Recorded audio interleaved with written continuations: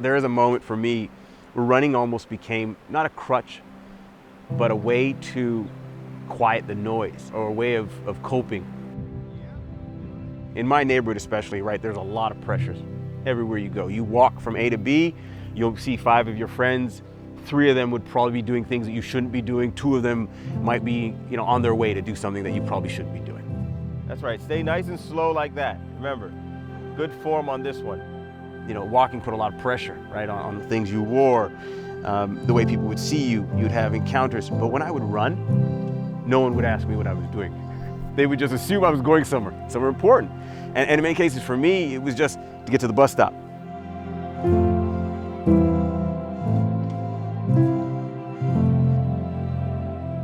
Growing up, I come from a family of 10 total, 8 boys, 2 girls. I'm the second in the mix. A lot of noise, a lot of stress, a lot of screaming, a lot of people doing different things. I always imagined I was very dreamy. I had a lot of imagination, and I think curious, very adventurous, always feeling a little bit young, always looking forward to growing up. I would describe myself as a person with many passions, a ton of curiosity, and someone who's pretty competitive. So I think in turn that probably led me to challenging myself in a number of different areas. How high can I climb? How fast can I run? It was hard to imagine, I would say, what life looked like beyond 20.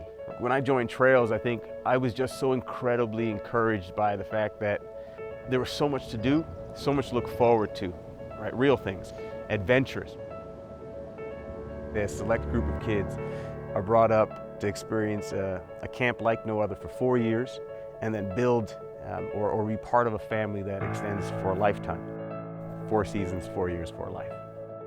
When I think about trails, I think of the X-Men, a bunch of amazing people, right? Kids with different challenges, different qualities and different skills and talents.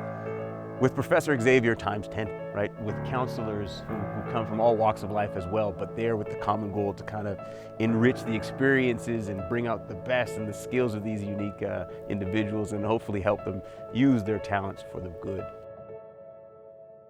When I was at Trails, I started to understand that that you could look forward to things, right? We would all come together, spend the weekend out in this beautiful nature, and we would develop a skill of some sort that would come into play in our summer adventure.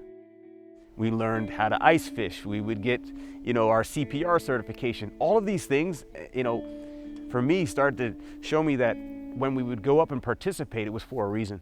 And it was in 2004, right, that I finally had started to experience, the possibilities with what it would mean if I were to run fast.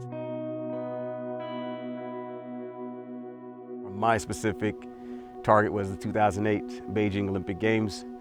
I had broken a school record that existed for probably 40 years before I showed up. I won the Ivy League championships in the 100 and 200 meters. I was school captain. And in the end, I did not go to the Olympics, right? I fell short of that goal. And it was very difficult for me. You definitely realize the importance of people that are really close to you, that encourage you, even just a little bit.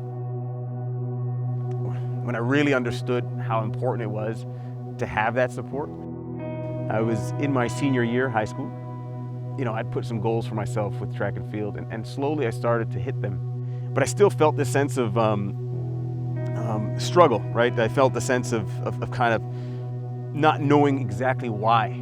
It wasn't real to me, right, the success, because it wasn't real to anyone else. I think back to a gentleman, Kevin Farrell.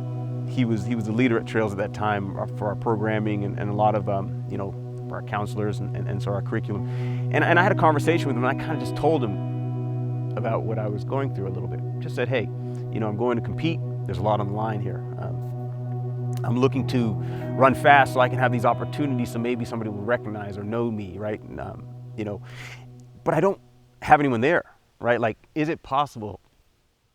And he said, I have a big race tomorrow. And I said, that's great. Well, that's fun, wonderful. He goes, yeah, it's a provincial championship for Ontario. And he said, yeah, and if I do well, I'm going to get a partial scholarship to Dartmouth University in the States. And I'm like, that is fantastic. That's great. Then there's a long pause, and he said, is it possible that you can come and see me run? And he said, oh man, he said, yes, absolutely. If I can, I will. And he did. And I just remember then and there realizing how important it was that you shared it with other people. And it really made it real. You know, it's funny, when I think of adversity for myself personally, it's always around remembering why you do things, right? And having the people there to kind of remind you. When I go back to that moment and how powerful it was for me, I think it did a couple things that really reminded me and taught and showed me that, you know, to me it's really important to know why you do things, to share it with the people that are important to you, and to really make something real in that way. But at the same time, it reminded me how important it is just to do that, what Kevin did, right? To show up. I try my very best to remember this and remember how lucky I was and try to give a little bit of that to others through mentoring and through just trying to show up. Even today, right? Part of our AIM program here at Trails, our mentorship program, I make sure that, we can make some time.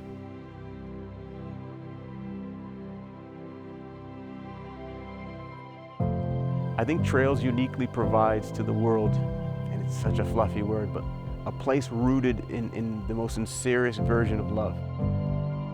It's like any great thing, right? It's the foundation that it's built on. I think 30 years will be nothing for Trails. I think Trails will last for 100 years. You will have an adventure that will change your life. There will be adversity, there will be some challenges, but I guarantee you, it's gonna all be worth it in the end. I wouldn't change anything. The good, the bad, I'd take it all over again to be who I am and to be where I'm at.